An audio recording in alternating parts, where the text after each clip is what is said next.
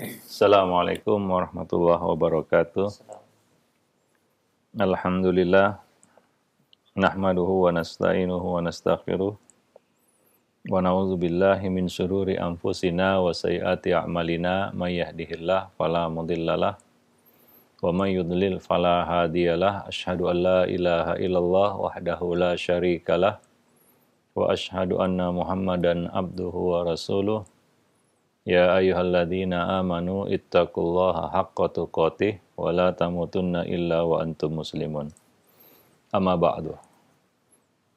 Pemirsa pemerhati roja kaum muslimin dan muslimat rahimani wa rahimakumullah. Alhamdulillah, segala puji hanyalah milik Allah, Rabb semesta alam.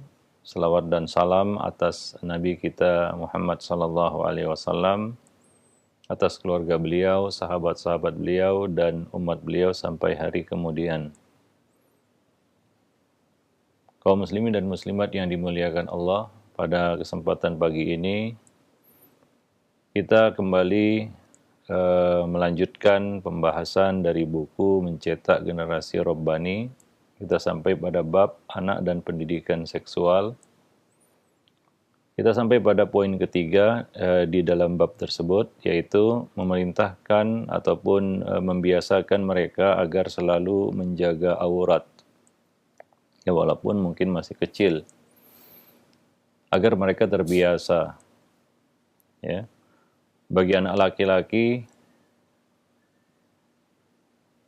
auratnya adalah dari pusar hingga lutut. Bagi anak perempuan, seluruh tubuhnya kecuali wajah dan telapak tangan. Ini harus mereka ketahui dari kecil, bahwa itu adalah aurat dan tidak boleh diperlihatkan. Di samping itu ada aurat vital, atau dalam istilah fikih disebut al-aurat mughalladzah, yang memang sama sekali tidak boleh terlihat. Ya, ada yang mungkin aurat tersingkap bisa kita tutup kembali, seperti paha misalnya, ya, kadang-kadang tersingkap kemudian ditutup kembali, mungkin itu masih bisa ditolerir. Tapi aurat mughalladzah, nah ini tidak boleh nampak sama sekali, tidak boleh nampak sama sekali. Dan tentunya bagi anak perempuan, aurat mughalladzahnya tentunya lebih banyak lagi, ya, lebih ketat lagi. Jadi ini adalah pembiasaan bagi mereka untuk menjaga aurat, melatih mereka sedini mungkin dengan pakaian yang menutup aurat. Ya, sehingga ada muncul rasa malu di sini, ya, yang kita inginkan dari latihan ini, latihan ataupun kebiasaan menutup aurat dengan baik ini adalah memunculkan rasa malu. Sebagian anak dia akan malu ketika auratnya tersingkap, ya, dia cepat menutupinya. Inilah yang kita kehendaki sebenarnya dari kebiasaan dan pembiasaan mereka untuk selalu menjaga aurat, yaitu menumbuhkan rasa malu. Karena ada hal-hal yang tidak boleh nampak dan terlihat pada diri kita tentunya. Dan salah satu akibat buruk dari pelanggaran dosa yang dilakukan oleh kedua orang tua kita, yaitu Adam dan istrinya Hawa, adalah ketika melanggar perintah Allah Subhanahu wa taala, yaitu memakan buah dari pohon yang dilarang untuk didekati, adalah, ya, tersingkapnya aurat keduanya. Ini adalah hukuman akibat dari dosa yang dilakukan atau kesalahan yang dilakukan, tersingkap aurat keduanya. Ya. Nah, jadi ini suatu hal yang artinya suatu yang harus dijaga dan ditutupi. Karena kita manusia dibekali dengan akal yang bisa membedakan baik dan buruk, dan diberi ya satu kesadaran ataupun satu sifat, yaitu sifat malu, al-haya. Nabi mengatakan al-haya'u khairun kulluhu. Haya itu, malu itu baik seluruhnya. Ya, baik seluruhnya. Dan Nabi mengatakan, jika kamu tidak punya malu, wa idza lam tastahi fasna' ma syi'ta. Lakukan sesukamu. Artinya orang yang tidak punya malu akan melakukan apapun yang dia inginkan. Karena tidak ada rasa malu, tidak ada batas baik atau buruk, halal atau haram, patut atau tidak, pantas atau tidak, itu tidak lagi menjadi pertimbangannya. Karena dia tidak punya rasa malu. Nah, ini yang kita ingin tumbuhkan pada anak, ya, rasa malu. Dan ini akan menjaga mereka dari, rasa malu itu akan menjaga mereka dari banyak keburukan-keburukan. Ya. Walaupun mungkin mereka belum tahu hukumnya, tapi mereka malu melakukannya. Karena mereka punya rasa malu. Nah, demikian. Jadi hal ini harus dilakukan ataupun dilatihkan kepada mereka secara bertahap, ya, sehingga mereka punya kesadaran dan kecenderungan untuk selalu menjaga aurat, ya, selalu menjaga aurat. Allah mengatakan di dalam surat An-Nur ayat 31, wala yubdina zinatahunna illa ma dhahara minha. Janganlah, ini khusus untuk anak perempuan, ya, karena aurat wanita itu adalah sesuatu yang lebih kita katakan lebih sakral, ya, lebih patut untuk lebih ditekankan, ya, untuk diperhatikan, karena wanita adalah fitnah, ya. Ketika dia keluar nutup aurat saja, itu istasyrafaha syaitan. Syaitan akan mengintainya, jadikannya alat untuk merusak anak Adam. Itu menutup aurat dia, apalagi dia keluar tidak menutup aurat, ya. Nah, pasti ya syaitan akan mengintainya. Maka janganlah mereka anak-anak perempuan ini menampakkan perhiasannya, illa ma dhahara minha, kecuali yang biasa nampak darinya, yaitu wajah dan telapak tangannya. Begitu tafsiran yang kita dapati di buku-buku tafsir, ya, dari beberapa sahabat, ya, bahwa yang dimaksud dengan illa ma dhahara minha adalah, yang dikecualikan di sini adalah wajah dan telapak tangan.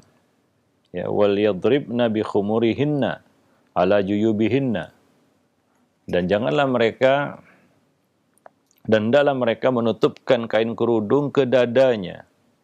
Dan janganlah mereka menampakkan perhiasannya, yaitu auratnya, kecuali kepada orang-orang yang boleh. Pertama adalah suami, ya, libu'ulatihinna. Ya, hanya suami yang boleh melihat aurat, ya, seorang istrinya. Ya, seorang wanita hanya boleh dilihat auratnya oleh suaminya sampai aurat mughalladhah. Ya, adapun yang lainnya tidak boleh sampai kepada aurat mughalladhah. Ya, nah demikian. Jadi Allah Subhanahu wa taala menambahkan di sini, ya, bagi wanita aurat mughalladhahnya itu, ya, adalah pada bagian dadanya juga, bukan hanya aurat vital yang kita kenal, ya, tapi juga bagian dada. Maka Allah mengatakan, dan hendaklah mereka menutupkan kain kerudung ke dadanya. Itu satu bagian yang, ya, tidak boleh terekspos, nampak, tersingkap. Jadi harus ketat menutupnya. Ya, dan ini adalah sesuatu yang harus diketahui oleh seorang anak perempuan, ya, bahwa dia tidak boleh berlonggar-longgar dalam menutup auratnya antara dada dan, ya, aurat vitalnya. Itu adalah perkara yang ya tidak boleh terlihat sama sekali. Ya, kita tahu bahwa ketika proses nazar ada beberapa bagian tubuh aurat itu boleh disingkap, ya, seperti lengan, betis, ya. Tapi itu, ya, kita katakan bagian-bagian vital tidak boleh, ya, tidak dengan alasan apapun, kecuali dengan, ya, suatu hal yang menghalalkannya, yaitu akad pernikahan, suami yang hanya boleh melihat aurat vital ini, ya. Orang tua saja tidak boleh. Ketika anak ini, ya, seorang wanita sudah dewasa, tidak boleh terlihat aurat vitalnya. Sampai orang tuanya saja tidak boleh. Wanita-wanita yang lainnya tidak boleh. Hanya suami yang boleh melihat itu.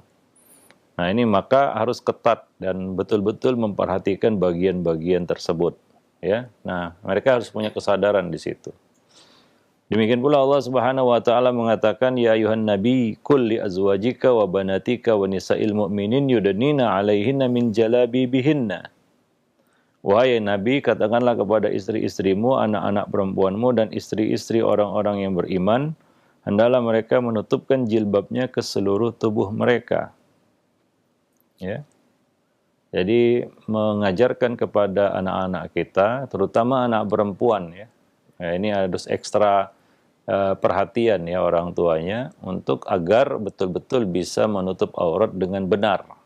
Ya.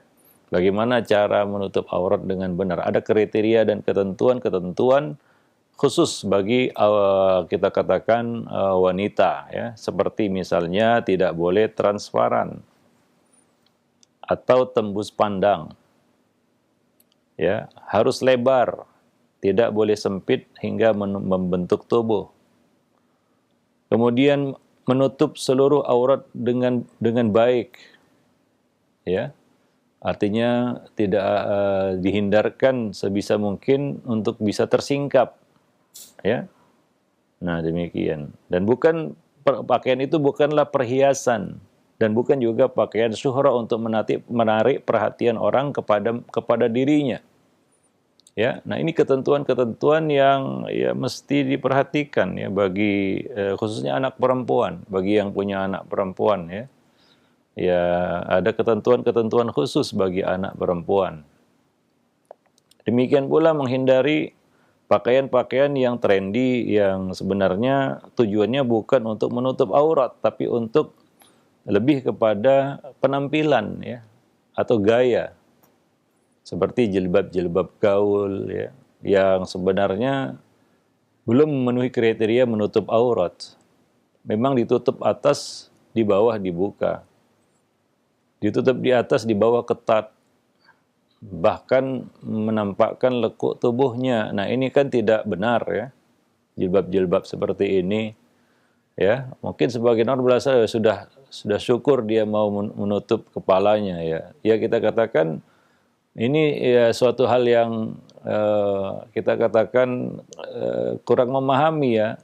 Apa fungsi menutup aurat? Yaitu untuk ya menjaga pandangan mata, ya, supaya orang-orang yang ada di dalam hatinya penyakit ya tidak ya muncul penyakitnya, sehingga muncullah ya keinginan-keinginan, pikiran-pikiran kotor, keinginan-keinginan negatif. Itu akan bisa menimbulkan fitnah, ya. Jadi menutup kepala tapi kita mengekspos bagian tubuh lainnya dengan syarat, dengan sangat-sangat ya kita katakan mencolok, itu justru fitnahnya lebih besar lagi, ya. Dia menampakkan lekuk tubuhnya mulai dari dadanya sampai ke bawah, lalu dia nutup kepalanya, ya. Nah, ya kita katakan ya itu suatu hal yang ya ini perlu diluruskan ya dari kaum muslimin hari ini, khususnya para muslimat, mengenai bahwa jilbab gaul itu belum memenuhi kriteria menutup aurat. Ya, jadi harus dipahami dengan benar jilbab itu bagaimana. Ya, sehingga ya kita katakan fungsi dari menutup aurat itu memang betul-betul tercapai, ya. Nah, demikian. Ya, coba bayangkan orang-orang yang pakai jilbab gaul itu, ya. Dia menampakkan, mengekspos bagian tubuh dia yang lain secara vulgar, nampak jelas. Ya, dan itu tentunya ya tidak patut bagi seorang muslimah, ya. Namun begitulah, ya. Kalaulah berpakaian itu tujuannya untuk modis, ya, bukan untuk menaati perintah Allah Subhanahu wa taala, ya, maka ya macam-macam yang muncul, Nah, ini tentunya perlu diperbaiki ya, dan memakai ya pakaian yang syar'i itu adalah sesuatu yang ya kita katakan ibadah. Artinya ya ini sesuatu yang diperintahkan Allah Subhanahu wa taala ya. Nah, demikian. Ya, berpahala kita melakukan itu. Ketika seorang wanita menjaga penampilannya di luar rumah, dia berpahala. Sebaliknya, kalau dia tidak memperhatikan itu, dia menuai dosa. Ya, dari keluarnya dia ke luar itu. Dia terus dicatat dosa.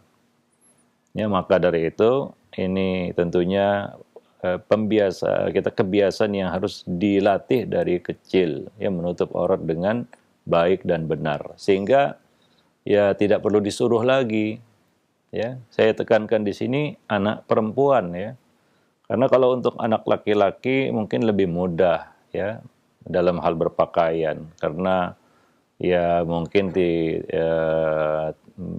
kita katakan banyak pakaian-pakaian yang bisa dipakai mereka secara instan, dia beli langsung pakai gitu. Tapi kalau wanita hari ini mungkin dia perlu perhatikan bagaimana, karena banyak di luar sana di luar yang dijual dengan ya model-model yang sebenarnya tidak syar'i, yang harus dimodif lagi atau diperbaiki lagi ya, karena produsen-produsen atau garmin-garmin ataupun pabrik-pabrik yang membuat pakaian itu mungkin nggak tahu pakaian syar'i itu bagaimana, kecuali kita nempah sendiri ya. Nah, jadi mungkin agak ribet. Tapi kalau pria tinggal datang ke toko baju, ya beli baju, dia bisa pakai langsung. Ya, wallahu a'lam bishawab. Tapi kalau wanita, anak perempuan kadang-kadang perlu diperbaiki sana sini, dimodif lah istilahnya, supaya memenuhi kriteria syar'i. Mungkin ada hiasan-hiasan yang memancing perhatian orang di situ ya. Kadang-kadang orang buat pakaian itu kan tujuannya modis, bukan untuk menutup aurat. Nah, itu perlu dimodif lagi, ya dihilangkan dan sebagainya, kan begitu. Ada yang mungkin lengannya terlalu besar sehingga kalau dia naikkan sedikit tangannya langsung kena kelihatan. Nah, itu harus mungkin diubah lagi, kan begitu ya. Nah, jadi ya banyak hal-hal yang perlu dia perhatikan di situ. Tapi anak laki-laki kan ya mungkin lebih simpel ya, lebih mudah. Nah, demikian ya, wallahu a'lam bishawab. Taib. Jadi masalah berpakaian ini adalah masalah yang penting ya di dalam kita katakan tarbiyah jinsiyah. Ya, supaya dia bisa menjaga diri dari kecil. Ya, dan itu juga menjaga orang lain sebenarnya, karena banyak hal-hal yang berkaitan dengan penyimpangan seksual itu terjadi dua arah. Ada orang yang merespon kita dari penampilan kita, ya, sehingga memancing orang untuk mendekati, untuk melakukan hal-hal yang ya tidak baik ya. Nah, demikian. Memancing orang ya. Nah, demikian. Maka memang perlu cara berpakaian yang baik sesuai dengan tuntunan syariat ya. Nah, demikian. Wallahu a'lam bishawab. Dan tentunya tadi kita sebutkan ya bahwa salah satu tujuan kita mendisiplinkan anak-anak kita di dalam berpakaian adalah untuk menumbuhkan rasa malu pada dirinya. Ini salah satu hikmah dan tujuan kita menutup aurat adalah supaya tetap terjaga rasa malu. Coba lihat orang-orang yang menampakkan auratnya keluar rumah. Ya memang sudah tercerabut ya, sudah tercabut rasa malunya. Dia tidak dikatakan wah dia tidak punya malu, kan begitu ya. Nah, demikian.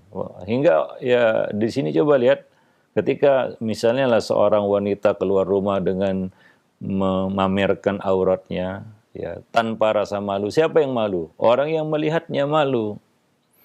Ya, nah demikian. Dan akan menilainya sebagai orang yang tak punya malu, kan begitu. Nah, maka ini yang kita inginkan dari latihan ya menutup aurat dengan benar dari kecil ini ya. Wallahu a'lam bishawab. Taib. Kemudian yang keempat adalah memisahkan tempat tidur mereka. Ya ketika berumur 10 tahun, yaitu ketika anak sudah mulai menginjak masa puber. Pisahkan tempat tidur anak-anak. Ya. Laranglah mereka tidur di ranjang yang sama atau pada satu kamar tidur. Apalagi di dalam satu selimut, itu tentunya dilarang ya. Karena ini bisa mengakibatkan naluri seksual anak tumbuh dengan liar, cepat dan liar, hingga timbul berbagai indikasi penyimpangan seksual. Ya, nah itu ya kata orang kejahatan itu terjadi bukan karena ada niat saja, tapi ada kesempatan. Begitulah ya kira-kira ya. Nah demikian juga di sini ya, penyimpangan seksual itu kadang-kadang karena ada kesempatan, bukan hanya karena ada keinginan ya, tapi ada kesempatan di situ. Maka Nabi SAW ya melarang ya kita untuk menyatukan mereka ketika berumur 10 tahun dalam satu tempat tidur ya. Muru auladakum bisolati wahum abna'u sab'i sinin wadribuhum 'alaiha wahum abna'u asyri sinin wa farriqu bainahum fil madaji'. Perintahkanlah anak-anakmu untuk mengerjakan salat ketika berusia 7 tahun. Pukullah karena meninggalkannya ketika berusia 10 tahun. Dan pisahkanlah tempat tidur mereka, yaitu antara anak laki-laki dan anak perempuan. Ya, kalau bisa bukan hanya pisah ranjang, dipisahkan tempat tidurnya, tapi juga pisah kamarnya. Ada kamar anak laki-laki, ada kamar anak perempuan. Ya, nah demikian. Jadi dipisah ruangannya. Itu yang idealnya ya. Nah, itu yang terbaik ya. Nah, jika tidak mungkin ya minimal itu dipisahkan ranjangnya. Nah, meskipun ya serapat apapun mereka sebagai saudara mungkin ya. Wah, mereka ini saudara, iya. Mereka saudara, tapi ya naluri seksual itu bisa muncul kapan saja. Seperti kita sebutkan tadi, ketika ada kesempatan. Ya, walaupun tidak ada keinginan, kadang-kadang ya kita katakan orang mencuri nggak ada keinginan, tapi ketika terbuka kesempatan dia melakukannya. Sebaliknya ada keinginan tapi tidak terbuka kesempatan, dia tidak jadi melakukannya karena tidak terbuka kesempatan. Maka dari itu ya Nabi memerintahkan kita untuk memisahkan tempat tidur mereka. Ya, karena mereka sudah di 10 tahun ke atas sudah dikatakan masa pra-remaja istilahnya. Ya, kalau kita mengacu kepada pembagian usia yang dikeluarkan oleh Departemen Kesehatan RI. Ini pra-remaja. Ya, dia sudah mulai menginjak usia puber. Ya, sudah mengerti lawan jenis. Ya, sudah mulai menunjukkan kematangan pada akalnya, sudah bisa menalar dengan baik. Ya, nah di sini kita harus ya tentunya harus memiliki pengetahuan yang baik tentang anak remaja, sehingga ada buku khusus kita tulis yang berjudul ya yang kita rencanakan untuk terbit, yaitu tips mendidik anak remaja. Karena ini ada satu bab khusus ya untuk menangani anak remaja, ya, anak-anak di masa prapuber, puber dan dewasa, ya. Nah, itu tidak sama dengan memperlakukan anak-anak basuta bawah 10 tahun. Berbeda, ya. Nah, demikian. Karena dia sudah mulai menunjukkan kematangan akalnya. Ya, dia sudah bisa menalar dengan sempurna dan sudah muncul naluri seksualnya. Ya, sebentar lagi dia mimpi basah. Ya, ini suatu kita katakan fenomena yang terjadi pada anak laki-laki atau anak perempuan. Ya, sebentar lagi dia sudah haid, tubuhnya sudah matang, ya, menjelang matang. Ya, ada dorongan-dorongan di sana. Ini harus kita pahami. Ya, mereka bukan kanak-kanak lagi ya. Kalau anak-anak ya mungkin belum ada dorongan itu. Jadi Nabi membagi anak-anak itu ya dengan klasifikasi usia, umur. Ya, 10 tahun ke atas, 10 tahun ke bawah. Ya. Nah, dan ini ya tentunya kita dapati ya, anak di 10 tahun ke bawah ya tidak ada yang baligh, tapi 10 tahun ke atas ini menjelang baligh ya. Bisa jadi 11 tahun sudah baligh. 12 tahun baligh ya. Nah, demikian. Tapi 10 tahun ke bawah itu dipastikan belum baligh ya. Nah, jadi beda kita memperlakukan dan melakukan suatu kita katakan pendidikan kepada mereka, treatment pendidikan kepada mereka ya, harus dibedakan. Maka Nabi memisahkan itu 10 tahun ke atas, pisahkan ranjang mereka. Kalau bisa pisahkan ruangan mereka ya, sehingga mereka punya kita katakan privasi sendiri, ruangan tersendiri, misalnya untuk ya kita katakan untuk ganti baju misalnya ya, tidak mungkin lagi di situ bercampur anak laki-laki dan anak perempuan, ya harus dipisahkan ya, karena ada aurat-aurat yang sudah mulai nampak kan begitu ya, ya dan gairah-gairah yang sudah mulai muncul karena tubuh mereka sudah mendekati matang. Ya sudah mau matang begitu ya. Nah, demikian. Jadi ya ini yang harus diketahui oleh para orang tua. Ya mau tidak mau ya apalagi sudah balik anak itu harus dipisah ruangannya. Ya. Nah, itu adalah kewajiban orang tua untuk ya bagaimana caranya supaya itu bisa diwujudkan ya. Nah, supaya bisa diwujudkan. Ya, wah Ustadz rumah saya kecil ya, bagaimanalah kita kalau bisa ya kita modifikasi rumah kita supaya ada ruangan untuk anak laki-laki dan anak perempuan. Bagi yang punya anak laki-laki dan perempuan ya, kalau anaknya laki-laki saja atau perempuan saja mungkin ya masalah ini mungkin tidak muncul. Tapi kalau ada anak laki, anak perempuan dan berdekatan usianya, nah ini memang harus ya ekstra hati-hati para orang tua ya. Nah demikian. Artinya mau mengusahakan bagaimanapun supaya bisa ya dia ada dua ruangan yang terpisah. Karena anak perempuan misalnya dia sudah balik ya. Ya di satu kamar dengan anak laki-laki itu kan sangat susah dan sulit. Mereka harus ya ganti baju misalnya atau ya waktu-waktu istirahat mereka melepaskan pakaiannya. Nah, ini kan akan agak repot ya bagi mereka untuk saling menjaga. Nah, demikian. Wallahu a'lam bishawab. Taib. Jadi ya, perkara itu harus diperhatikan yaitu masalah ruangan ya dan kamar ya bagi anak-anak kita. Wallahu a'lam bishawab. Jadi jangan dikumpulkan terus sampai dewasa begitu. Itu sangat-sangat tidak baik. Ya, wallahu a'lam. Yang kelima, jauhkan anak dari ikhtilat. Ya, ikhtilat yaitu percampur bauran laki-laki dan perempuan. Ya. Banyak sekali kerusakan dan bahaya yang diakibatkan dari ikhtilat. Ya, kita sering mendengar anak usia sekolah dasar melakukan mesum dengan kawan laki-lakinya, muda-mudi yang ya kita katakan pergi berduaan, ya akhirnya kecelakaan kan begitu ya. Nah ini ikhtilat ini yang harus dihindari ya, berdua-duaan laki-laki dan perempuan. Ya, tadi kita sebutkan kejahatan itu bukan terjadi karena ada keinginan, tapi karena ada kesempatan. Kesempatan untuk berbuat tidak senonoh ketika berdua itu antara laki-laki dan wanita itu sangat besar peluangnya. Ya, ada kesempatan di situ. Ya, penjahat itu ada keinginan, nggak ada kesempatan, mungkin dia gagal berbuat jahat.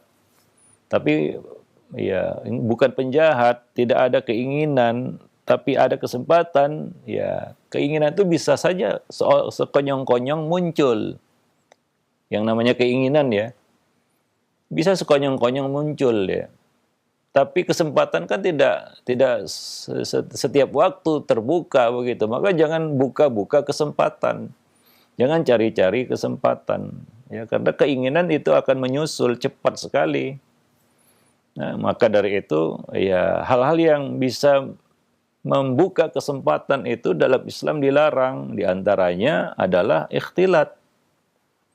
Ya, nggak bisa kita katakan wah anak saya Ustadz bisa menjaga diri ya, itu boleh dikatakan omong kosong. Karena rata-rata ya kecelakaan di luar nikah itu terjadi karena ikhtilat. Orang tua membiarkan anaknya pergi berduaan dengan lawan jenisnya, ya. Nah, akhirnya terjadi ya hal-hal yang tidak diinginkan ya. Nah, demikian. Nah, ini yang kita tidak inginkan pada anak-anak kita. Maka dari itu dari kecil itu diawasi supaya tidak ada ikhtilat. Ya, tidak terjadi ikhtilat antara laki-laki dan perempuan dan juga khalwat di sini ya. Ya, ikhtilat dan khalwat. Ya, bercampur bauran dan juga berdua-duaan ya. Nah, yang harus dihindari karena keduanya ikhtilat dan khalwat ini bisa menggiring mereka kepada perbuatan keji ya. Wallahu a'lam bishawab. Taib. Nah, kemudian yang keenam ya, Nabi menyebutkan dalam hadis bahwa tidaklah seorang laki-laki berduaan dengan seorang perempuan melainkan ya, orang ketiganya adalah syaitan. Artinya syaitan leluasa untuk membisiki keduanya melakukan sesuatu yang mungkin tidak ada keinginan sebelumnya, tapi kesempatan dibuka, mereka buka sendiri, maka syaitan dengan leluasa untuk membisikkan keinginan-keinginan buruk itu, pikiran-pikiran kotor itu. Ya, nah demikian. Wallahu a'lam bishawab. Baik. Kemudian ajarkan surat An-Nur saat menginjak dewasa. Ya, menjelang masa puber, ya, indikasi seksualitas pada diri anak sudah mulai nampak sedikit demi sedikit, maka buatlah proteksi ya yang berupa penjagaan kejiwaan dan pertahanan keimanan dalam diri anak-anak kita supaya mampu mengendalikan nalurinya dari berbuat keji, ya, liwat, zina dan sejenisnya, ya. Nah demikian. Maka dari itu ya, surat An-Nur ini perlu ya diajarkan kepada anak-anak remaja khususnya ya, supaya mereka tahu misalnya tentang menutup aurat dengan benar, ya, tentang menundukkan pandangan, ya, ya tentang ya kita katakan pentingnya mengenali mahram misalnya, ya. Nah itu kan semua dijelaskan di dalam surat An-Nur, ya. Nah, jadi supaya mereka mengerti, karena sebagian anak-anak itu dia nggak ngerti mahram, ya mungkin dari kecil sudah terbiasa bertemu, ya.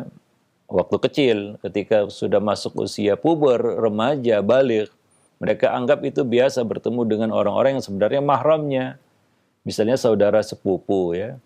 Itu mungkin dianggap biasa karena sudah akrab dan lain sebagainya. Padahal itu kan bukan mahramnya.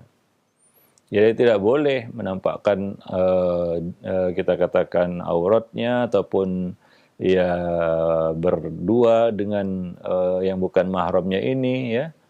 Nah, tapi coba lihat ya banyak keluarga-keluarga muslim membiarkan anaknya ya karena alasan sepupu, itu saudara katanya, saudara ya. Ya saudara sepupu, padahal itu bukan mahram. Jadi ini istilah-istilah yang beredar di tengah-tengah masyarakat kadang-kadang membuat keliru. Wah itu kan saudaranya, padahal itu kan bukan mahram. Jadi yang perlu dia kenal adalah hakikat mahram itu. Bukan sebutan-sebutan yang kadang-kadang mengelirukan. Wah itu masih saudaranya, itu masih familinya, masih keluarga, gak jadi masalah. Mereka jalan berdua-duaan, bersalaman, ya. Dan ya kita kata bahkan kadang-kadang berkhalwat satu ruangan karena itu saudaranya. Ya ini kan ya perlu diperjelas istilah itu. Ya. Nah, kalau dengan mempelajari mahram mereka tahu wah itu bukan mahramnya, itu tidak masuk dalam deretan mahram. Artinya dia harus menjaga diri ya, tidak boleh bersentuhan, bersalaman ya. Apalagi ini menjelang Lebaran itu, kadang-kadang kumpul keluarga nggak kenal mahram ya, ya kita katakan melanggar ya aturan-aturan agama, ya pergi berduaan dengan saudaranya, siapa sepupunya ya itu kan bukan mahramnya, bersalam-salaman, ya bahkan ada yang cipika-cipiki lagi, siapa dia saudaranya, ya bukan mahramnya, maka perlu dia mengenal hakikat mahram. Ya, dan itu semua ada di dalam surat An-Nur. Ya, maka ajarkan surat An-Nur ini saat dia menginjak dewasa. Karena banyak syarat pelajaran yang kita dapat berikan kepada mereka dari surat tersebut, ya, seperti tadi kita sebutkan, ya perintah untuk menjaga aurat, menundukkan pandangan, ya kemudian hal-hal yang berkaitan dengan hubungan laki-laki dan perempuan, kemudian juga tentang penjelasan mahram, ya itu ada di dalam surat An-Nur tersebut, ya. Nah demikian. Wallahu a'lam bissawab. Demikian juga ya hal-hal yang berkaitan dengan ya sarana-sarana yang bisa mendorongnya kepada keburukan ini ya harus dijaga ya. Nah, yaitu misalnya tontonan ya, kemudian juga bacaan ya. Ya apalagi yang ber apa nama ber kita katakan punya kebiasaan untuk berselancar di dunia maya ya, ini yang menjadi masalah besar sebenarnya. Berselancar di dunia maya itu yang kadang-kadang orang tua tidak mampu untuk memproteksi ya apa-apa saja yang diselancari oleh anak-anaknya, terutama anak-anak remaja. Rasa ingin tahunya besar, ya rasa penasarannya besar. Dia masih masa pertumbuhan mencari jati diri, dan itu kadang-kadang yang membuat ya dia seruduk sana seruduk sini ya. Nah itu yang perlu kita perhatikan ya. Nah demikian. Nah berikutnya nanti akan kita bahas secara khusus di sini mengenai hakikat mahram ya. Mengenali mahram. Ini suatu hal yang perlu ya bagi anak-anak kita. Apalagi dia sudah remaja, dia harus tahu itu. Mungkin waktu kanak-kanak dia belum kenal ya, belum mengerti mahram ya. Tapi ada masa usia tertentu dia harus kenal mahramnya. Dan ini yang menjadi suatu PR ya juga bagi para orang tua untuk memperkenalkan mahramnya. Ya, nah demikian. Sehingga yang namanya menjalin silaturahim itu tidak jadi salah kaprah begitu ya. Karena kadang-kadang orang tua keinginannya agar anaknya suka menjalin tali silaturahim. Tapi ketika dia tidak tahu batasan mahram, ya sebutan saudara, karib kerabat, famili ini kadang-kadang mengelirukan ya. Ya hingga ya misalnya antara ipar ya, kita katakan di masyarakat kita ya, saudara ipar itu sudah macam dekat sekali macam saudara. Padahal Nabi mengatakan alhamul maut, ya saudara ipar itu maut, artinya itu bukan mahram dan bahayanya juga besar. Jika kita berlonggar-longgar atau kita katakan bermudah-mudah di dalam hal tersebut, maka Nabi mengatakan mengidentikan itu dengan maut ya. Nah, masalahnya adalah tradisi budaya yang ada di beberapa masyarakat tertentu yang menganggap itu semua adalah sesuatu yang bukan tabu, bahkan menjadi cela kalau itu tidak dekat ya dengan saudara sepupunya misalnya atau dengan saudara iparnya dan sejenisnya. Wah dianggap sombong kan begitu ya, dianggap angkuh. Nah ini yang menjadi satu masalah di tengah-tengah keluarga besar misalnya ya. Nah demikian. Jadi ya anak itu harus tahu dia. Ya sehingga keinginan orang tua untuk melatih anak menyambung silaturahim ya tidak kebablasan atau tidak salah arah ya. Nah demikian. Wallahu a'lam bishawab. Baik para pemerhati roja yang dimuliakan Allah, kaum muslimin dan muslimat yang mudah-mudahan bermanfaat ya, dan pada kesempatan mendatang insya Allah kita akan lanjutkan pembahasan ini. Subhanakallah bihamdik, asyhadu an la ilaha illa anta, astaghfiruka wa atubu ilaik. Nah, ya baik, syukran jazakallahu khair. Barakallahu fiik para ustadz yang sudah menjelaskan pembahasan yang sangat menarik sekali di kesempatan pagi hari ini. Mudah-mudahan ini menambah ilmu bagi kita, wawasan kita, sehingga kita bisa mengetahui bagaimana batasan-batasan aurat dan juga pendidikan aurat terhadap anak-anak kita. Baik, untuk selanjutnya kami buka sesi interaktif, sesi soal jawab bagi para pemirsa ataupun pendengar yang ingin bertanya, silahkan. Baik, yang pertama kami ajukan ada pertanyaan Ustadz. Tidak disebutkan nama dan tempatnya. Assalamualaikum warahmatullahi wabarakatuh. Ya Ustadz, apakah jika anak kami perempuan semua pada umur 10 tahun tersebut baiknya kamarnya dipisah atau bagaimana Ustadz? Ya, baiknya dipisah ya. Ya, tentunya apa namanya ya, pembiasaan ya. Ya, mungkin ada anak yang takut tidur sendiri kan begitu ya. Nah, maka harus dibiasakan dan dilatih gitu. Karena kadang-kadang kalau dadakan nggak bisa. Tapi kalau pelan-pelan itu ya, mulai ya kita katakan bahkan menjelang 10 tahun itu sudah dilatih. Sehingga pada saat dia menginjak usia yang harus dipisah, mudah. Tapi kalau ada sesuatu yang dadakan itu susah ya. Tapi kalau ada mukaddimah, kita akan lebih mudah untuk sampai ke tujuan kalau ada mukaddimahnya. Tapi kalau dadakan kadang-kadang anak itu menolak kan begitu ya. Dia nggak mau pisah karena sudah terbiasa satu kamar dengan saudaranya. Ini masalahnya. Nah, maka perlu dirancang ya.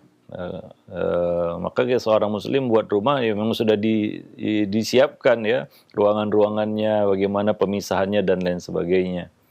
Ya, supaya ketika anak-anak ini harus dipisah ya sudah ada ruangannya kan begitu ya, sudah disiapkan ya, sudah disediakan ya oleh ya orang tua. Nah, demikian. Baiknya seperti itu ya. Nah, minimal ya dia 10 tahun itu harus dipisah ranjang ya. Nah, berjauhan ranjangnya, ranjang antara satu dengan yang lainnya. Ya, tapi yang paling ideal adalah memisahkan kamar ini, anak laki-laki dan kamar anak perempuan. Nah, demikian. Wallahu a'lam bishawab. Nah, Ya. iya, baik. Terima kasih banyak, syukran jazakallahu khair atas jawaban Ustadz. Demikian untuk yang bertanya. Dan selanjutnya yang kedua ada pertanyaan dari Ummu Abdurrahman. Ya Ustadz, Ana mempunyai ipar berumur 14 tahun, perempuan. Ketika berkunjung ke rumah Ana dan menginap, dia tidur satu kamar dengan Ana dan suami Ana, tetapi dia di bawah. Apakah boleh seperti itu Ustadz? Jazakallahu khair. Ya, itu tidak boleh ya, satu kamar ya. Karena ini sudah 14 tahun itu sudah balik ya. Rata-rata sudah balik 14 tahun atau menjelang balik ya. Sudah waktunya dipisah ya, sebenarnya dan tidak boleh dia berada satu kamar dengan saudara iparnya ya. Ya, nah demikian. Tadi Nabi mengatakan alhamul maut. Ya, ya ipar itu justru maut ya. Karena kita katakan batas-batas yang mungkin dianggap tidak ada itu membuat orang lupa batas. Ya dianggap saudara, kayak dianggap dekat, padahal sebenarnya itu bukan mahram. Nah, jadi ini berbahaya ketika batas-batas itu menjadi tidak jelas, ya ataupun menjadi samar. Maka tidak boleh itu dilakukan. Dia harus berada di ruangan yang lain, ya. Nah demikian. Apalagi tidur malam, ya. Nah, ya tidur siang, tidur malam sama aja ya. Ya, tidur malam kan waktunya lebih panjang dan ya kita katakan waktu tidur ya namanya aurat bisa saja tersingkap dan lain sebagainya. Jadi banyak bahayanya itu ya, besar bahayanya, maka itu tidak boleh dilakukan. Wallahu a'lam bishawab. Nah, iya baik, terima kasih banyak. Syukran jazakallahu khair atas jawaban Ustaz. Demikian. Dan selanjutnya ada pertanyaan, dua pertanyaan senada, diantaranya dari Imam yang berada di Bandung dan penanya yang lainnya. Pertanyaannya, ya Ustaz, mulai usia berapakah sebaiknya anak itu mulai diajari untuk menutup aurat? Apakah benar di negeri Arab sana, terutama mungkin di Saudi, jika anak-anak baru umur prasekolah atau seumuran SD, itu mereka tidak disarankan untuk memakai jilbab ketika di sekolah?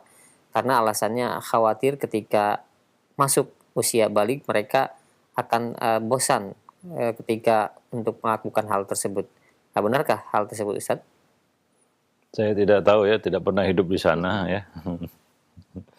Ya artinya ya kebiasaan di satu negeri itu kan bukan standar hukum ya.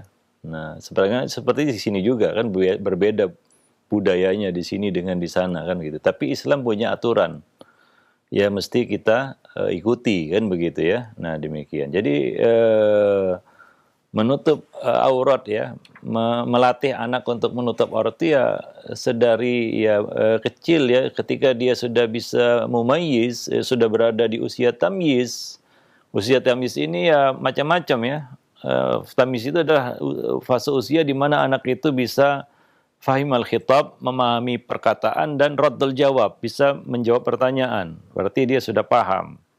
Maka sudah mulai bisa diperkenalkan walaupun ya tidak ketat ya, tapi ya dia diperkenalkan menutup aurat ya. Misalnya memakai baju panjang, memakai kerudung ya. Ya walaupun ya kadang-kadang anak-anak ya kadang-kadang dia panas dibukanya kan begitu ya. Ya anak-anak ya namanya anak-anak. Sama kita suruh dia sholat. Nabi memerintahkan muru auladakum bis shalah. Ya bagi anak perempuan sholat kan menutup aurat. Artinya ya harus dilatih. Ya hal-hal ini juga berkaitan dengan sholat. Misalnya istinja, berwudu, itu kan semua kaitannya dengan sholat. Menutup aurat. Ya itu makna dari muru auladakum bis shalah. Banyak hal-hal penyerta yang harus juga kita latihkan kepada anak, yang kita suruhkan kepada anak. Ya, bukan hanya sholat saja ya, dia dilatih untuk bisa bersuci kan begitu ya. Nah, supaya dia tahu ini najis, ini suci, ya, hingga dia bisa beristinja dengan baik itu dari kecil.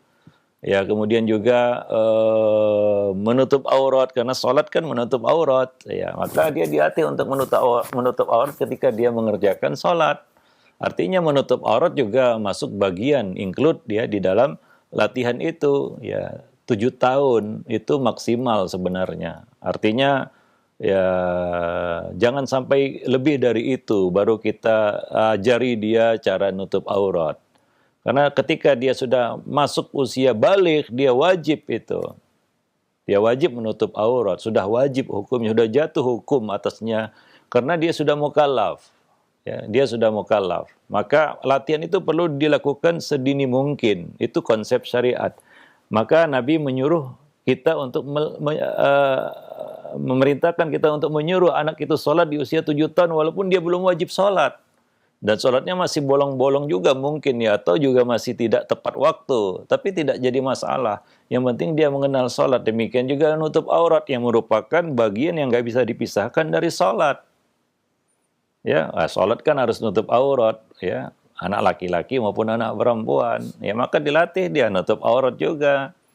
Ya, nah demikian. Ya, supaya ya dia terbiasa. Karena anak itu akan tumbuh dari apa yang dibiasakan oleh pendidiknya, ya. Walaupun ya saya katakan tadi anak sholat kadang-kadang sholat subuh jam 7 kan begitu ya. Nah ya ini udah jam 9 pagi nih ya, sholat subuh ya sholat subuh dia ada sholat subuh ya, dia lupa mungkin ya namanya anak-anak atau dia sholat asar menjelang maghrib, sholat maghrib waktu isya ya jadi anak-anak ya namanya anak-anak yang penting dia tahu ada sholat maghrib gitulah. Ya itu yang penting ya. Nah, walaupun ya perlu dibiasakan terus sehingga dia disiplin waktu. Anak itu kita ajari sholat salah satunya adalah agar melatih dia untuk disiplin juga, mengenal waktu. Karena sholat itu ada waktu-waktunya. Inna sholata kanat alal mu'minina kitaban mauquta. Jadi banyak sekali ya kita katakan pendidikan yang kita dapat dari latihan sholat ini. Disiplin waktu, menjaga kebersihan, ya adab istinja, ya adab menutup aurat juga. Nah demikian ya, wallahu a'lam bishawab. Jadi itu sudah include sebenarnya perintah Nabi untuk menyuruh sholat ya, karena di dalam sholat ada taharah, ada sitrul aurah kan begitu ya, macam-macam di situ. Jadi itu suatu hal yang luar biasa perintah Nabi itu. Jadi ya jangan artinya jangan sampai lebih 7 tahun baru diperkenalkan cara nutup aurat dengan benar. Itu nanti terlambat ya. Sudah 8 tahun baru mulai dipaksakan. Wah ini. Nanti ketika dia ternyata balik di usia 11 tahun, nah itu akan kerepotan ya. Karena itu bagi dia untuk bisa melaksanakan itu. Kenapa? Karena terlalu mendadak ya, sifatnya. Nah, dia belum terbiasa itu. Nah, demikian. Maka dalam hal ini makin cepat makin baik sebenarnya. Makin cepat makin baik. Ya, kalau bisa di awal usia tamyiz dia sudah mengenal sholat, ya, disiplin waktu, menutup aurat itu kan lebih mudah baginya untuk karena latihannya lebih panjang lagi ya. ketika dia sudah masuk usia remaja ataupun sudah baligh, ya, sudah mukallaf, dia akan terasa mudah melakukan itu tanpa disuruh lagi, tanpa dilatih-latih lagi, ya. Nah, demikian. Wallahu a'lam bishawab. Walaupun ya kalau anak-anak kan nggak, kadang-kadang ya susah untuk kita ketatin, ya. Artinya gimana? Anak-anak pakai jilbab, ya di sekolah pakai jilbab, di rumah dilepasnya, ya. Yang penting dia kenal ada jilbab menutup aurat itu begitu, ya. Nah, demikian. Dan ini kan tadi kita sebutkan, ya, bahwa ya melatih anak menutup aurat itu salah satunya adalah untuk menumbuhkan rasa malu. Nah, itu yang kita inginkan, anak itu memiliki sifat malu. Ya, malu nampak auratnya itu dari kecil. Ini kebiasaan yang nggak bisa muncul begitu saja itu. Rasa malu itu, sifat malu itu, ya kalau kita lihat orang-orang yang sudah dewasa nggak punya rasa malu, memang dari kecil dia tidak dilatih untuk itu. Sehingga sampai besar juga dia nggak punya sifat malu. Atau malunya tipis, ada juga kan begitu, ya. Nah, dan ya tentunya nggak bisa sekonyong-konyong ataupun tiba-tiba orang itu dapat sifat malu, ya enggak. Ya, nah demikian. Wallahu a'lam bishawab. Iya, baik, sekian atas jawaban Ustaz. Demikian untuk yang bertanya. Masih ada beberapa pertanyaan. Kami akan kembali dari hamba Allah yang berada di Palopo. Assalamualaikum ya Ustadz, saya bercerai dengan suami dan qadarullah anak-anak saya ikut suami sejak sedari kecil dan hingga sekarang sudah dewasa, dan qadarullah mereka jauh dengan saya karena beberapa hal. Saya hanya bisa berkomunikasi melalui HP dan memberitahukan karena anak saya perempuan agar menutup auratnya, tapi ternyata mereka tidak mau menuruti. Bagaimanakah nanti tanggung jawab saya di akhirat? Apakah tetap akan Allah mintai pertanggungjawaban walaupun saya sudah bercerai dengan suami? Ya, tidak detail ya pertanyaan, cerainya kapan, ya, di usia berapa anak itu, harus memilih antara ikut ayah dan ibu, ya, karena pendidikan kan dari kecil, kewajiban orang tua kan begitu, ya. Ya, tentunya semua berkaitan dengan ikhtiar yang dilakukan. Apakah orang tua di sini ayah maupun ibu, ya, karena tidak ada mantan ayah, mantan ibu, mantan suami, mantan istri ada kan begitu, ya. Nah, mantan ayah, mantan ibu nggak ada, ya, maka sebenarnya tidak putus kewajiban. Ya, cuma ketika dia harus memilih ikut ayah atau ibu, tentunya kewajiban berpindah kepada salah satu dari keduanya, kan begitu, ya. Ya, walaupun kita sebagai orang tua tidak boleh juga melepas begitu saja, artinya harus dipantau dan punya hak, ya, untuk intervensi di situ. Misal ada sesuatu yang tidak kita inginkan, ya, bahkan boleh digugat, ya, untuk berpindah hak asuh itu karena anak tumbuh menjadi sesuatu yang tidak baik di tangan ayahnya misalnya atau di tangan ibunya. Ya, wallahu alam bishawab. Jadi ya semua bergantung kepada kesungguhan kita melakukan apa yang Allah perintahkan. Sudahkah kita memberikan pendidikan? Kalau sudah, maksimal hidayah bukan di tangan kita juga, ya. Ya, Nabi Nuh saja tidak bisa memberikan hidayah kepada putranya. Tapi Nabi Nuh telah melaksanakan apa yang diperintahkan Allah, ya, tidak melalaikan dan mengabaikannya. Ya, nah urusan hidayah, ya, itu bukan urusan kita lagi, bukan di tangan kita. Tapi Allah akan menilai sejauh mana ikhtiar yang sudah kita lakukan. Dan itu usaha tidak akan mengkhianati hasil, begitulah istilahnya. Hasil tidak akan mengkhianati usaha juga. Artinya apa? Kalau memang tidak ada ikhtiar kita, tidak ada pendidikan yang kita berikan, lalu kita katakan hidayah di tangan Allah, ya tidak benar juga kan begitu, ya. Kita katakan hidayah di tangan Allah, tapi kita tidak melakukan ikhtiar mendidik, ya salah. Tapi kalau kita sudah maksimal, ya sebatas kemampuan yang kita miliki, tapi ya ujung-ujungnya memang hidayah bukan di tangan kita, itu baru boleh dikatakan saya sudah berikhtiar tapi hidayah bukan di tangan saya. Nah, demikian. Wallahu a'lam bishawab, ya. Jadi ini pertanyaan kurang detail sebenarnya, sejak kapan itu anak harus memilih antara ayah dan ibu, kan begitu, ya. Nah, jadi kalau misalnya keduanya bersama, ya, mendidik anak itu sampai kepada batas usia tertentu pada anak itu ya. Misalnya sudah mukallaf anak itu baru bercerai, ya, contohnya ini ya. Artinya pendidikan kan sudah diberikan dari usia 0 sampai mungkin dia balik. Dalam hal ini mungkin 12 tahun, 13 tahun kan begitu ya. Artinya sudah 13 tahun dia bersama kita. Ya, maka ketika kita pisah dari suami misalnya dan dia harus ikut salah satu, ya maka tidak ada alasan bahwa saya itu kan urusan ayahnya, nggak bisa. Kenapa? Karena mereka berdua ya dulu menjadi ayah dan ibu bagi keduanya dalam usia yang panjang kan begitu ya, dari 0 sampai mungkin 12 tahun. Ya, maka kembali lagi semuanya. Seberapa besar ikhtiar yang sudah kita lakukan ya, ketika anak itu bersama kita. Bagi seorang ibu tentunya pada masa-masa ya menyusui sampai mungkin anak itu mumayyiz masih di tangan ibu ya kayaknya ya. Karena dia masih perlu ibunya. Nah, demikian ya. Nah, jadi di situ perlu ya kita lakukan ya pendidikan kepada anak-anak kita itu ya. Nah, demikian. Wallahu a'lam bishawab ya. Nah, mungkin itu yang dapat saya jawab dari pertanyaan tersebut. Nah, demikian. Ya, walaupun ya ketika suami istri sudah berpisah ya dan anak ikut salah satu dari kedua belah pihak ya, kita sebagai ayah maupun ibu tidak boleh melepaskan begitu saja karena itu tetap darah daging kita ya. Nah, kita harus memantau, kita harus mencari tahu dan kita harus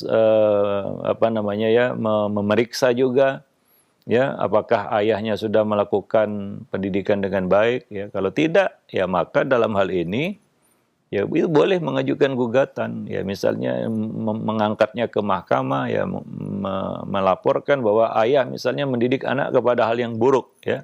Misalnya ya, contohnya lah ayahnya membiarkan anak itu jatuh ke dalam jurang narkoba misalnya, apakah ibunya diam? Ya nggak boleh ya, dia harus melakukan tindakan ya. Nah, demikian supaya anak itu selamat kan ya, anak tetap anak keduanya ya, nggak ada mantan anak, mantan ayah, mantan ibu nggak ada ya. Nah, itu akan tetap melekat sampai ya, dan tanggung jawab tetap ada lah ya, kita harus merasakan tanggung jawab itu. Nah, demikian, jangan ya kita seolah-olah ya anak itu menjadi korban perceraian ya. Ya, artinya salah satu atau kedua belah pihak tidak mau tahu terhadap anak hasil perkawinan sebelumnya atau perkawinan yang bubar itu, yang karam itu. Nah, jangan sampai anak juga jadi korban dari pernikahan rumah tangga yang bubar itu. Nah, karena keduanya tetap punya tanggung jawab sebagai ayah dan ibu. Wallahu a'lam bishawab. Iya, baik. Syukran jazakallahu khair atas jawaban Ustaz. Demikian untuk yang bertanya. Dan kembali kami ajukan pertanyaan di layanan pesan singkat. Ya Ustaz, saya memiliki ibu dan ibu saya memiliki adik laki-laki dan dia juga mempunyai anak perempuan. Artinya bapak saya menikahi seorang janda dan tentunya itu bukan ibu kandung saya. Nah, anak yang perempuan itu apakah mahram bagi saya Ustadz ketika dinikahi oleh ayah saya? Ya, itu nanti ya penjelasannya pada pertemuan yang berikutnya insya Allah ya. Oh, gitu, Ustaz. Tentang penjelasan mahram ya. Nah, mungkin sampai di sini dulu ya pertemuan kita pada kesempatan pagi ini, waktunya sudah habis. Dan mudah-mudahan kita bisa bertemu di pekan depan insyaallah, Selasa depan. Subhanakallah bihamdik asyhadu an la ilaha illa anta astaghfiruka wa atubu ilaik. Assalamualaikum warahmatullahi wabarakatuh.